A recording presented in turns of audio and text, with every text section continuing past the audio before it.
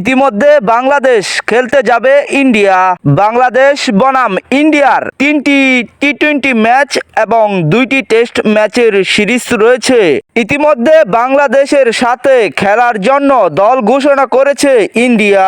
তবে ইন্ডিয়া খেলতে যাওয়ার জন্য এখনো পর্যন্ত বাংলাদেশের দল ঘোষণা করেননি বিসিবি সভাপতি ফারুক আহমেদ। বিসিবি সভাপতি ফারুক আহমেদ বললেন, টেস্ট ম্যাচ খেলার জন্য একাদশ পরিবর্তন না হলেও 3টি টি-20 ম্যাচ খেলার জন্য পরিবর্তন করা হবে। নতুন করে আবারও একটি একাদশ গঠন করা হবে।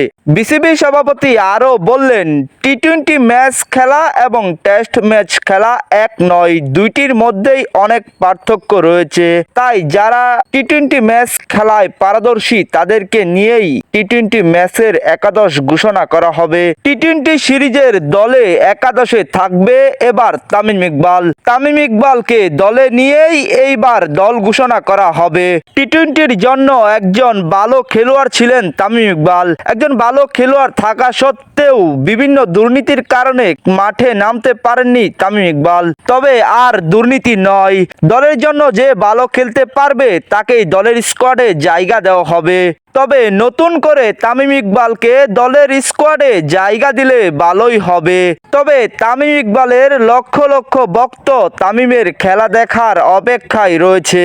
তামিম ইকবালকে নতুন করে দলের স্কোয়াডে জায়গা দিলে আপনাদের মতামত কি? আপনারা কি তামিমকে আবারও খেলার মাঠে দেখতে চান? তবে কমেন্ট করে জানিয়ে দিবেন আপনার মতামত। যদি ভিডিওটি ভালো লাগে তাহলে লাইক দিবেন অবশ্যই এবং চ্যানেলটাকে সাবস্ক্রাইব করে বেল বাটনটি অন করে রাখবেন পরবর্তী ভিডিওটি আপনি সবার আগে পাওয়ার জন্য। সবাই ভালো থাকবেন, সুস্থ থাকবেন, দেখা হবে পরবর্তী আরেকটি ভিডিওতে।